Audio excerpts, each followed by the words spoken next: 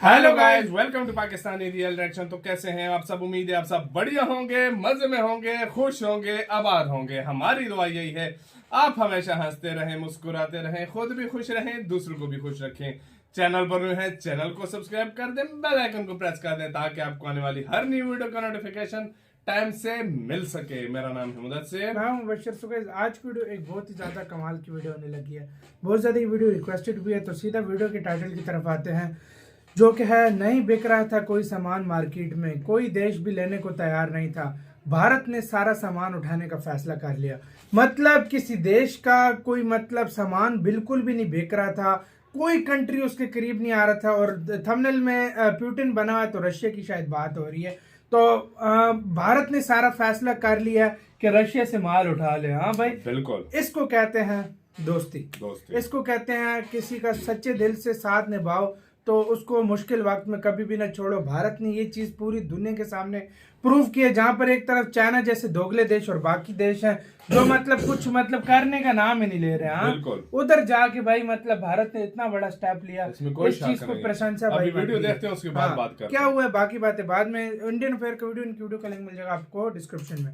Countdown करते हैं, start. आप सोचिए कि अमेरिका, यूक्रेन, यूरोप और G7 के देश भारत से लगातार रिक्वेस्ट कर रहे थे कि हम रशिया के साथ ट्रेड ना करें, रशिया से कम क्वांटिटी में ऑयल और कम क्वांटिटी में गैस परचेज करें और रशिया से गुड्स इंपोर्ट करना तो पूरी तरह से बंद कर दें, क्योंकि अगर भारत इसी तरह रशिया से कोई सामान परचेज करता रहेगा तो रशिया की इससे काफी कमाई होगी और रशिया उस पैसे से यूक्रेन के खिलाफ युद्ध लड़ेगा। अभी तक तो हम रशिया से वही चीज परचेज कर रहे थे जिसकी भारत के लोगों को जरूरत थी और ये वेस्टर्न देश उसी कमाई से डर गए थे। तो आप सोचिए कि अगर हम रशिया से गुड्स परचेज करके दुनिया भर को रीएक्सपोर्ट करें तो फिर उस वक्त अमेरिका, यूक्रेन और यूरोपियन देश कितना चिढ़ने वाले हैं, क्योंकि भारत न सिर्फ अपने लिए रशिया से चीजें परचेज करेगा बल्कि दुनिया भर के तमाम देशों को भी बेचेगा, जिसमें वो देश भी शामिल होंगे जो सैंक्शंस के कारण रशिया से डायरेक्टली कोई सामान नहीं खरीद पा रहे हैं। भारत जो नया कदम उठाने जा रहा है उससे हम एक तीर से दो निशाने मारेंगे, यानी उस एक स्टेप से हमारे दो गोल्स पूरे होंगे। अब आपको पता है कि अमेरिका ने रशियन बैंक्स को स्विफ्ट पेमेंट मैकेनिज्म से पूरी तरह से बाहर कर दिया है। कई सारे वेस्टर्न देशों ने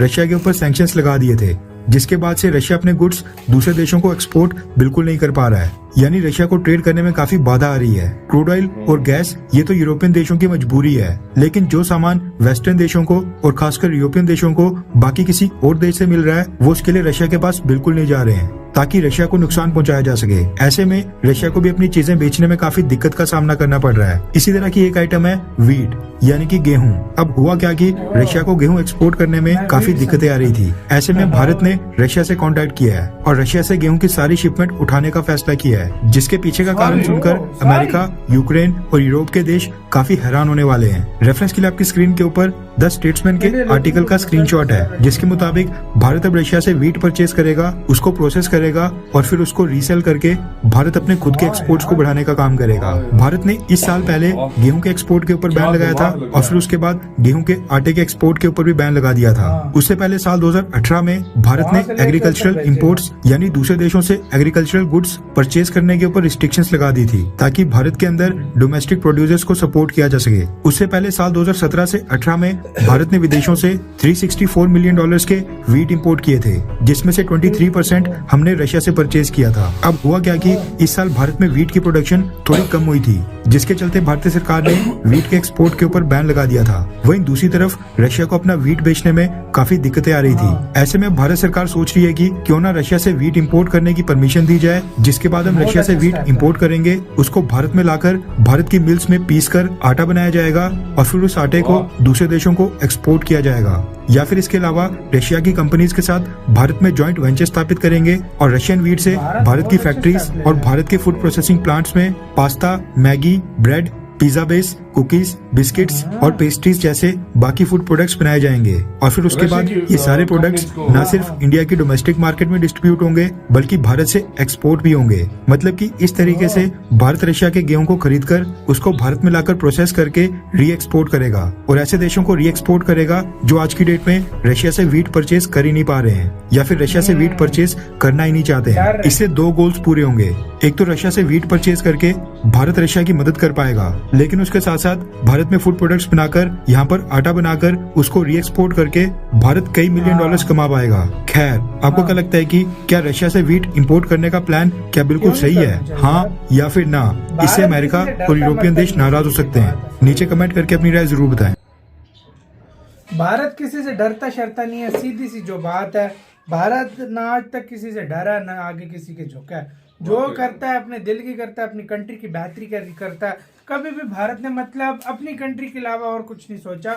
और यहाँ पर एक रशिया की हेल्प भी हो रही है तो बहुत अच्छी बात है भाई, बहुत बड़ी बात है। एक तरह से साथ भी दे रहा है, सारा उसका माल उठा के जो जाया हो रहा था। देखो वीट कितना टाइम वो रखेंगे, कितना टाइम अब उसके ऊपर सैंक्शन रहेंगे, किसी को भी नहीं पता। अब आगे उसके बाद और फसल आने वाली है तो फिर और स्टॉक इसका जो और स्टॉक जाया हो जाएगा, जाया होने का खतरा हो सकता है। भारत एक तरह से बहुत बड़ी हेल्प कर रहा है, बहुत बड़ी हेल्प कर रहा है। इसमें यह है कि भारत रशिया की कंपनीज को भी ये मतलब कह रहा है कि आओ हमारे साथ इंडिया में, आप इसके साथ जो है ना प्रोसेसिंग करो सब कुछ। एक तो मतलब वो अगर उन्होंने फायदा अगर उस तरह उन्होंने नहीं किया तो इंडिया उनसे सारा करेगा, उठा लेगा माल, आटा मुख्तलिफ देशों को ब्रेड भेजेगा शेड और भी चीजें बनाएगा। और देखो मैं एक तुम्हें सच बात बताऊं ना, दुनिया में काफी सारे, एक चुनिंदा देश नहीं, मैं कहता हूँ 40 से 50 देश कह लो जो मुसलसल हर साल वीट खरीदते थे रशिया से, जो सैंक्शन की वजह से पीछे हट गए हैं। अब इंडिया चाहे तो वो उनको सबको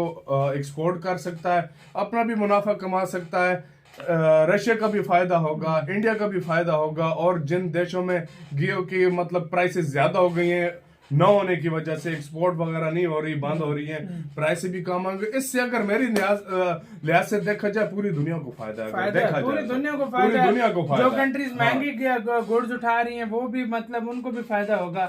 बाकी भी यार बहुत चीजें, एक तरह से पूरी दुनिया का कल्याण कर रहा है भारत एक लिहाज से देखा जाए। जो रशिया से डर कर ले नहीं रहे तो वो भूखे महंगे उठा रहे हैं। वो मतलब कुछ कंट्रीज में तो भूखमरी चल पड़ी है भाई, गेहूं नहीं है यार। यही बात है, पाकिस्तान में आटा इतना महंगा हो गया, इसी वजह से मैं और कितने कंट्रीज में महंगा हो गया, बहुत अच्छी बात है। मतलब जो गरीब देश है उनका भी अगर देखा जाए तो उनके लिए एक राहत का बायस बनेगी, उनके लिए मतलब बहुत अच्छा होगा कि अगर ये इंडिया इस तरह का स्टेप उठाता है। ठीक है, मुझे पता है यूरोप के पेट में मरोड़ उठेगी, लेकिन तुम मुझसे लिख कर ले लो, मुझसे लिख कर ले लो, भारत का कुछ कर भी नहीं पाएंगे। और वही देश होंगे जो इंडिया को कहेंगे आप हमें गेहूं दे दो। मैं तुमसे इनडायरेक्टली उधर ही जाएगा, वो इसी तरह ही होगा, वो कहेंगे हमें भी गेहूं दे दो, क्योंकि उनको इसकी जरूरत है और वो कोई भी कीमत देने के लिए तैयार है। तुम्हें पता है बहुत सारे देश जो है ना मुख्तलिफ गेहूं से मुख्तलिफ चीजें बनाकर और वो जो है ना गेहूं से भाई बहुत ब्रेड पता नहीं क्या क्या बहुत कुछ बनता है यार। अगर देखा जाए इस लिहाज से तो वो मैं कहता हूँ सैंक्शन क्या, वो कहेंगे भाई तू ले चोरी छुपे जिस तरह हमें दे, किसी तरीके से दे, मतलब कुछ ना कुछ कारण इंडिया को कहेंगे तुम लो और हमें चोरी छुपी दो, हम नहीं ले सकते। हम नहीं ले सकते। आपका क्या कहना है गाइस, अपने कमेंट सेक्शन में दें। इधर वीडियो खत्म करते हैं, अपना बहुत अच्छा ख्याल रखना तो यार।